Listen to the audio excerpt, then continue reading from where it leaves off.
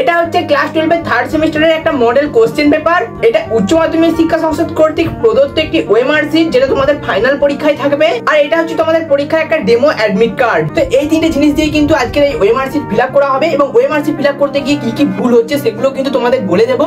তার সঙ্গে যে সামনে টেস্ট পরীক্ষা হয়েছে অনেক স্কুলে, সেই টেস্ট পরীক্ষার ফলে এই ওএমআর শিট ফিল আপ করতে যে কোন কোন ভুলগুলো স্টুডেন্টদের হয়েছে সেগুলো কিন্তু তোমাদের জানিয়ে দেবো, যেগুলো কিন্তু বেশিরভাগ স্টুডেন্টদেরই হয়েছে। স্টুডেন্টরা সেগুলো কিন্তু নিজে থেকেই বলেছে, সেগুলো তোমাদেরকে জানিয়ে দেবো যেন তোমাদের ওই ভুলগুলো না হয়, কারণ ফাইনাল পরীক্ষা হচ্ছে, একটু ভুল হলেই কিন্তু নাম্বার কাটা যাবে। সম্পূর্ণ ভিডিওটা মন দিয়ে দেখে নাও, কোনো পয়েন্ট বাদ দেবে না। ছোট্ট ভিডিও হবে, ছোট্ট ভিডিওর মধ্যেই তোমাদের সমস্ত কিছু কভার করে দেওয়ার চেষ্টা করবো। তো এটা হচ্ছে একটা মডেল কোশ্চেন সেট, উচ্চ মাধ্যমিক শিক্ষা সংসদ যে কোশ্চেন সেট দিয়েছিল মডেল কোশ্চেন সেট, সেখান থেকে কিন্তু প্রশ্নগুলো নেওয়া হয়েছে এবং বাকি ডিজাইনটা আমাদের করা হয়েছে। এক্ষেত্রে কিন্তু এখানে বুকলেটের সেট নাম্বার দেওয়া রয়েছে, একটা কিউআর কোড দেওয়া রয়েছে, এবং উচ্চ মাধ্যমিক তৃতীয় সেমিস্টার বাংলা ক ভাষা 2025 পরীক্ষার জন্য উপরে ডিজাইনটা করা রয়েছে। আর ওএমআর শিট তোমরা তো সকলেই জানো। আর এটা হচ্ছে একটা ডেমো অ্যাডমিট কার্ড, যে অ্যাডমিট কার্ডটা তোমাদের লাগবে পরীক্ষার জন্য। এবং পরীক্ষাতে এই যেখানে দুটো ডিটেলস রয়েছে, রেজিস্ট্রেশন নাম্বার এবং রোল নাম্বার, এই রোল নাম্বার এবং রেজিস্ট্রেশন নাম্বার কিন্তু তোমরা অ্যাডমিট কার্ডে পেয়ে যাবে। যদি অ্যাডমিট কার্ডে না থাকে তার জন্য তোমাদের রেজিস্ট্রেশন কার্ড রয়েছে, তোমাদেরকে এরকম রেজিস্ট্রেশন কার্ড দেওয়া হয়েছে, তোমরা কিন্তু অলরেডি পেয়ে গিয়েছো ক্লাস 11-এ। এই রেজিস্ট্রেশন সার্টিফিকেট বা রেজিস্ট্রেশন কার্ডটা কিন্তু তোমাদেরকে এক্সামে নিয়ে যেতে হবে। তার সঙ্গে মাস্ট হচ্ছে এই অ্যাডমিট কার্ডটা। এই অ্যাডমিট কার্ডটা কিন্তু নিয়ে যেতেই হবে, না হলে কিন্তু পরীক্ষায় তোমরা বসতে পারবে না। প্রথম দিন কোনো রকম ভাবে অ্যাডমিট কার্ড ছাড়া বসতে দেওয়া হলেও পরের দিন কিন্তু তোমাদেরকে অ্যাডমিট কার্ড নিয়ে যেতেই হবে, না হলে কিন্তু তোমার সমস্ত পরীক্ষা বাতিল হয়ে যাবে। তো এই যে ওএমআর শিটটা, এই ওএমআর শিটটা ফিল আপ করার জন্য তোমরা কোন কোন কালির পেন ব্যবহার করতে পারো এবং কেমন পেন ব্যবহার করতে পারো সেই বিষয়ে কিন্তু উচ্চ মাধ্যমিক শিক্ষা সংসদ পরিষ্কার বলে দিয়েছে। এর জন্য ওএমআর শিটের পিছনে পাতাতে গুরুত্বপূর্ণ নির্দেশাবলী বা ইম্পর্টেন্ট ইনস্ট্রাকশন দেওয়া রয়েছে, যার মধ্যে একদম প্রথম পয়েন্ট যেখানে কিন্তু বলা রয়েছে কেবলমাত্র নীল বা কালো বল পেন ব্যবহার করা আবশ্যিক। মানে তোমরা যেগুলো রেগুলার যে পেনগুলো দিয়ে লিখে আসছো সেই পেনগুলোই কিন্তু তোমরা ব্যবহার করবে, যেগুলো দিয়ে পরীক্ষা আগে দিয়ে এসেছো। কোনো জেল পেন ব্যবহার করা যাবে না বা কোনো ফাউন্টেন পেন, এই সমস্ত কিছু ব্যবহার করা যাবে না। বল পেন ব্যবহার করবে, নীল বা কালো কালির পেন ব্যবহার করবে। যেমন আমি ব্যবহার করছি, এই দুটো আমার কাছে এখন পেন রয়েছে তোমাদেরকে দেখানোর জন্য। এটা একটা নীল পেন এবং এটা একটা কালো পেন। তোমাদের ওএমআর শিট ফিল আপের জন্য এই ধরনের পেনগুলো কিন্তু খুবই গুরুত্বপূর্ণ এবং এগুলো সব থেকে বেস্ট হবে বলে আমার মনে হয়, কারণ এগুলো থেকে একদম সঠিক ধরনের কালি বেরোয়, কোনো রকম ডিস্টার্ব হয় না পরীক্ষার সময়।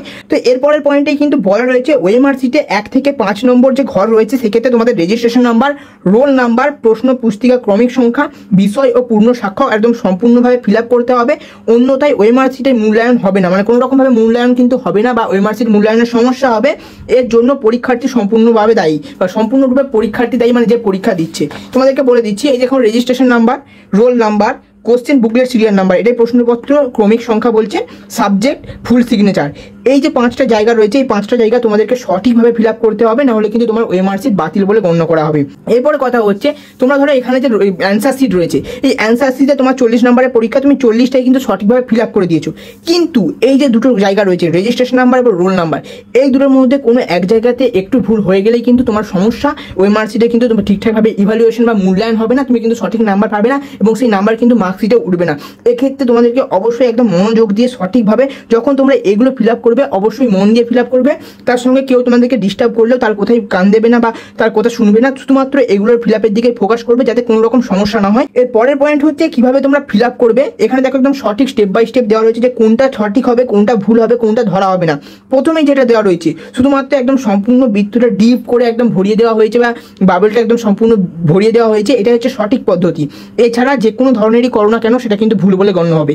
প্রথমে ধরো ওই যে কাটা চিহ্ন দেওয়া রয়েছে, একটা টিক চিহ্ন দেওয়া রয়েছে, একটু ফিল আপ রয়েছে আর অর্ধেক ফিল আপ রয়েছে, তার সঙ্গে এখানে ডবল ফিল আপ আছে, এগুলোর মধ্যে কোনোটাই ধরা হবে না। শুধু ধরা হবে যে ক্ষেত্রে একটা মাত্র বৃত্ত একদম সম্পূর্ণ ভরাট করা রয়েছে, কারণ এটা হচ্ছে একটা মেশিন লার্নিং এর মাধ্যমে, ওএমআর স্ক্যানারের মাধ্যমে কিন্তু এটা স্ক্যান করা হবে, কোনো রকম ভাবে কিন্তু ম্যানুয়ালি চেক হবে না। এই কারণে কিন্তু কোনো রকম সমস্যা হলে সেই সমস্যার সলিউশন হবে না এবং সমস্যার জন্য দায়ী থাকবে পরীক্ষার্থী, কারণ সমস্ত ইনস্ট্রাকশন এখানে বলে দেওয়া রয়েছে। তো চলো এরপরে ওএমআর শিট ফিল আপ শুরু করা যাক, কিভাবে কি করা হবে। তোমাদের জন্য লাগবে এই অ্যাডমিট কার্ড। এটা যেটা রয়েছে এটা একটা ডেমো অ্যাডমিট কার্ড। এরকমই অ্যাডমিট কার্ড তোমাদের কিন্তু আগে দেওয়া হতো, এবারে হয়তো তোমাদের জন্য এই অ্যাডমিট কার্ডে একটা কিউআর কোড থাকতে পারে, যেটা ভেরিফিকেশনের জন্য কাজে লাগবে, কারণ এবারে অনলাইনে তোমাদের কিন্তু এই অ্যাডমিট কার্ড দেওয়া হচ্ছে, কোনো রকম ফিজিক্যাল কপি সংসদ থেকে আসছে না। এই কারণে ভেরিফিকেশনের জন্য হয়তো এই কিউআর কোড একটা দেওয়া থাকতে পারে বা অন্য রকমের ডিজাইনার হতেও পারে। শুধুমাত্র তোমাদেরকে দেখানোর জন্য এবং ওএমআর শিটটা ফিল আপের জন্য এটা একটা ডেমো হিসেবে বানানো রয়েছে।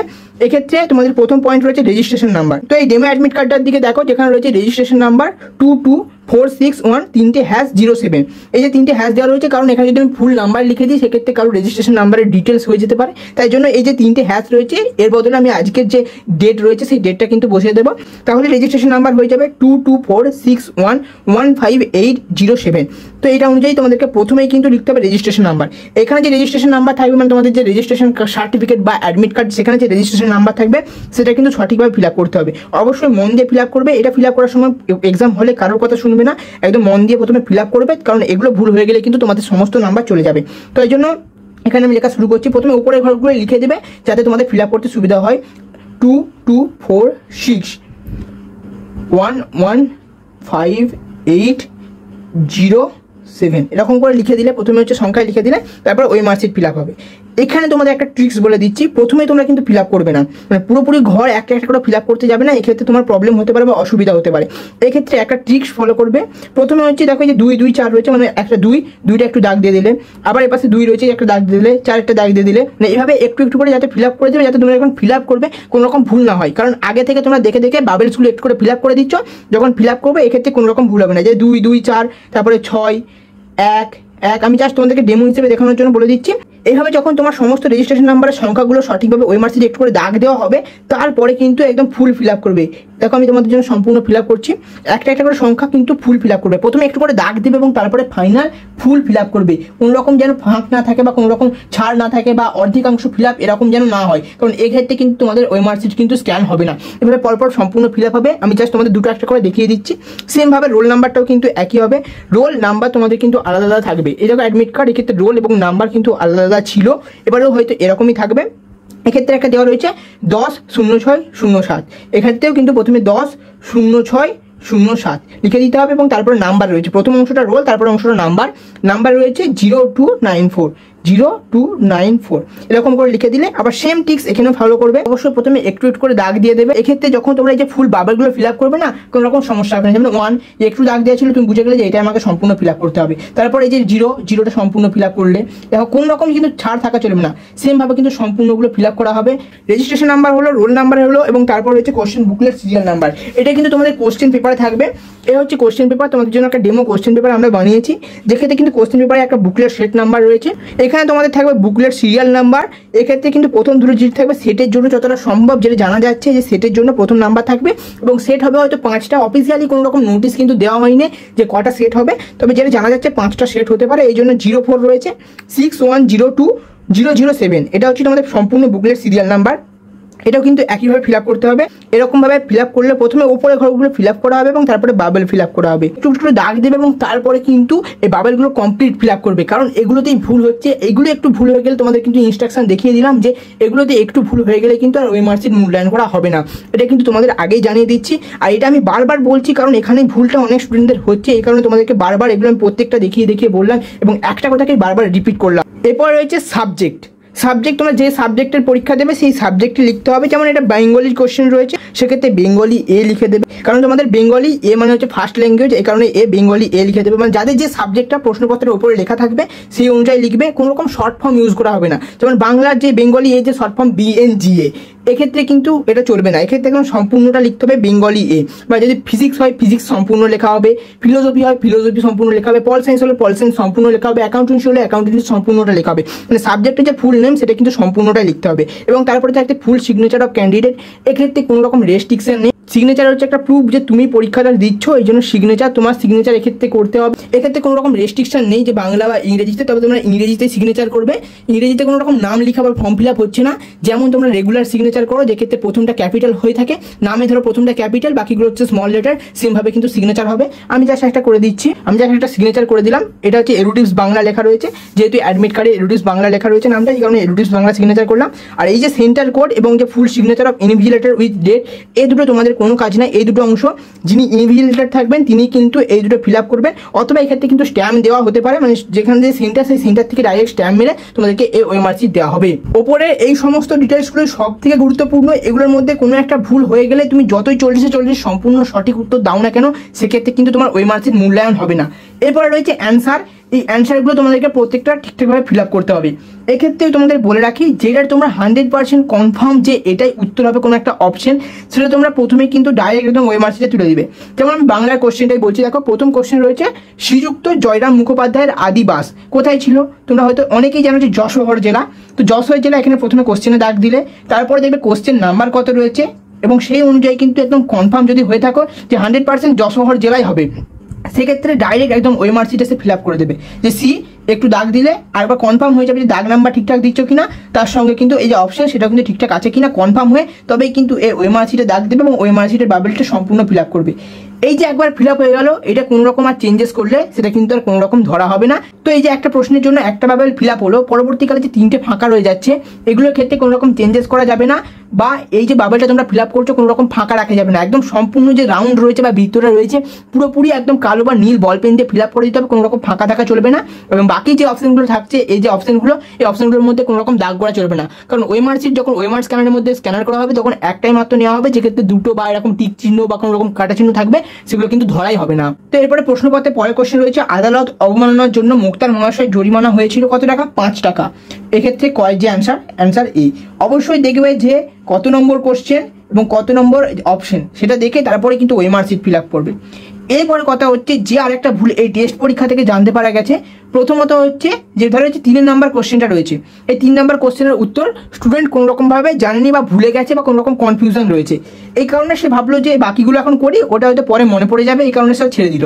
তারপর 4 নম্বরটা এসে দেখছি যে 4 নম্বরটা সে পারবে। 4 নম্বর কোশ্চেন রয়েছে কথায় বলে ব্রহ্মবাক্য বেদ বাক্য, তোমরা জানো এই যে অপশন এ, তাই সে ভুল করে এই 4 নম্বরটা ঠিকঠাক করে না দেখে, যেহেতু 3 নম্বরটা ফাঁকা হিসাব অনুযায়ী ওএমআরসি ফিল আপে 3 নম্বরটা ফিল আপ করতে হবে, তাই 4 নম্বর কোশ্চেনটা সে কিন্তু এসে এই 3 নম্বরে ফিল আপ করে দিচ্ছে।